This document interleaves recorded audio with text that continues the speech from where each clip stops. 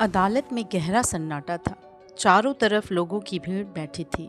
सबकी नज़रें एक ही इंसान पर टिकी थी, कटघरे में खड़े आदित्य पर। उसकी आंखों में गुस्सा था, डर था और एक ऐसी जिद थी जिसने पूरे कोर्ट का माहौल भारी कर दिया था। सामने खड़ी थी उसकी पत्नी नेहा। चेहरे पे थकान, आंखों में एक डर और होंठ खामोश। तभी जज साहब की आवाज़ गूंजी, मिस्टर आदित्य, आखिर आप चाहते क्या हैं? आदित्य ने बिना एक पल गवाए ऊंची आवाज में कहा, मैं न अपनी पत्नी को तलाक दूंगा और ना ही इसके साथ रहूंगा। पूरा कोर्ट हिल गया। लोग एक दूसरे का चेहरा देखने लगे। ये कैसा आदमी है, न साथ रहना चाहता है न छोड़ना। जज साहब ने चश्मा उतारा और गंभीर नज़रों से आदित्य को देखा। ये अदालत है मिस्टर आदित्य, यहाँ पहेलियाँ नहीं चलती। सीधे बताइए, आप तलाक क्यों नहीं देना चाहते? आदित्य की आंखों में जमा गुस्सा अचानक बाहर आने लगा।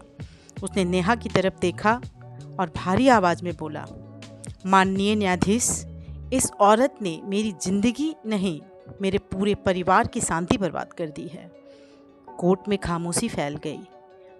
आदित्य फिर बोलता गया, मेरी माँ जो हमेशा हंसती रहती थी, आज दवाइयों पर है।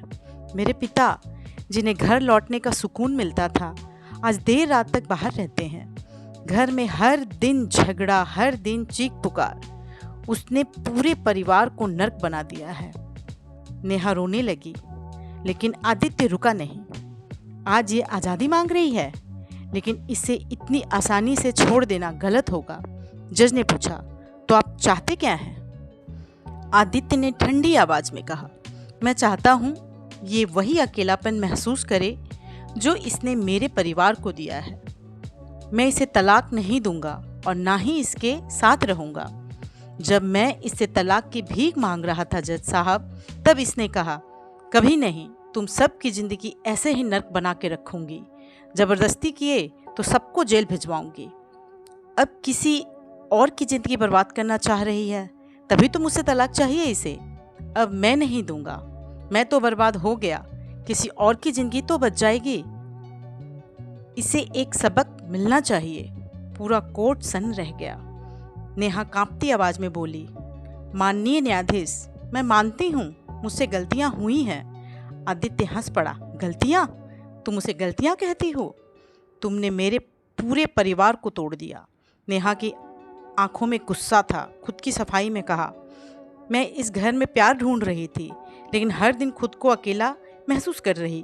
हाँ, मैं गुस्से में चिल्लाई हूँ, झगड़े किए हैं, लेकिन आदित्य फिर चिल्लाया, बस अब मासूम बनने की ज़रूरत नहीं। जज साहब ने हथौड़ी बजाई, ऑर्डर ऑर्डर। पूरा कोर्ट शांत हो गया। जज साहब कुछ सेकंड तक दोनों को देखते रहे। फिर उन्होंने धीमी लेकिन सख्त आवाज में कहा, इस अदालत ने आज तक कई रिश्ते टूटते देखे हैं, लेकिन ऐसा रिश्ता पहली बार देखा है जहां लोग साथ रहना भी नहीं चाहते और अलग भी नहीं होना चाहते। आदित्य चुप था। जज साहब आगे बोले, मिस्टर आदित्य, आपका दर्द अपनी जगह सही हो सकता है। अगर आपकी पत्नी ने घर का माहौल खराब किया तो वो गलत है, लेकिन पूरा कोर्ट उनकी तरफ देखने लगा। जज साहब ने सख्त आवाज में फिर से कहा, शादी कोई जेल नहीं होती और ना ही बदला लेने का हथियार। कोर्ट में सन्नाटा छा गया।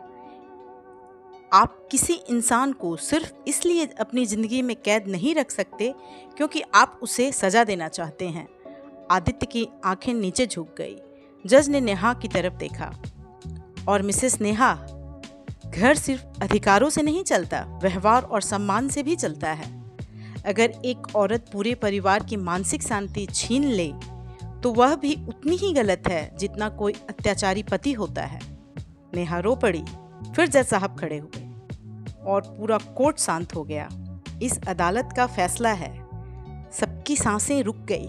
मिस्टर आदित्य और मिसेस नेहा आज से कानूनी रूप से एक दूसरे से अलग किए जाते हैं। नेहा की आंखें बंद हो गई। शायद अपने पिछले किए हुए गलत कामों को दोहराने लगी, एहसास करने लगी। आदित्य पत्थर की तरह खड़ा रहा। लेकिन फैसला अभी बाकी था। जज साहब ने आखिरी बार कहा, और याद रखिए, औरत हो या मर्द, अगर कोई इंसान पूरे घर की शांति छीन ले, रिश्तों को जहर बना दे, तो ऐसे रिश्ते को जबरदस्ती ढोना सबसे बड़ी मूर्खता है। कभी कभी छोड़ देना ही सबसे बड़ा न्याय होता है। पूरा कोर्ट शांत था। आदित्य धीरे धीरे पीछे मुड़ा। नेहा दूसरी दिशा में चली पड़ी। आज पहली बार दोनों सच में एक दूसरे से आज़ाद हो गए थे। ये कहानी हमें यही सिखाती है दोस्तों, रिश्ते प्यार से चलते हैं, ज़िद से नहीं। किसी को सज़ा देने के लिए रिश्ता निभाना दोनों की ज़िंदगी बर्बाद कर देता है। औरत हो या मर्द, गलत व्यवहार किसी का भी हो, अंत हमेशा रिश्तों का ही होता है।